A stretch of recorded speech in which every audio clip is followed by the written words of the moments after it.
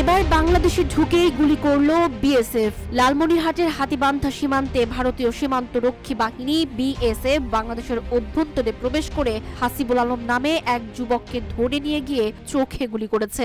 এ ঘটনায় সীমান্ত জুড়ে উত্তেজনা বিরাজ করছে। বুধবার দুপুরে ঘটনাটি ঘটে ওই উপজেলার মধ্য সিঙ্গিমারি সীমান্তের 894 নং মেইন পিলারের সাব 6 এস পিলারের কাছে। আহত হাসিবুল আলম ওই এলাকার জাহিদুল ইসলামের পুত্র বলে জানা গেছে। প্রত্যক্ষদর্শীরা জানায় হাসিবুল সহ কয়েকজন ওই সীমান্তে বাংলাদেশি জমিতে ঘাস কাটতে যায়।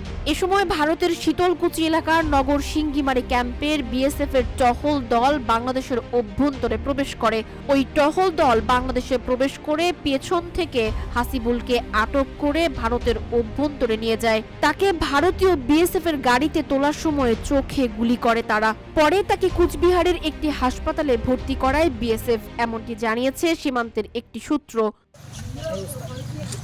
এ বিষয়ে একাধিকবার যোগাযোগ করা হলেও বর্ডার গার্ড বাংলাদেশ বা বিজিবি কোনো কথা বলতে রাজি হয়নি। তবে নাম না প্রকাশ শর্তে বিজিবির একটি সূত্র জানায়, এই ঘটনাকে কেন্দ্র করে বিজিবি বিএসএফ এর মধ্যে পতাকা বৈঠকের প্রস্তুতি চলছে।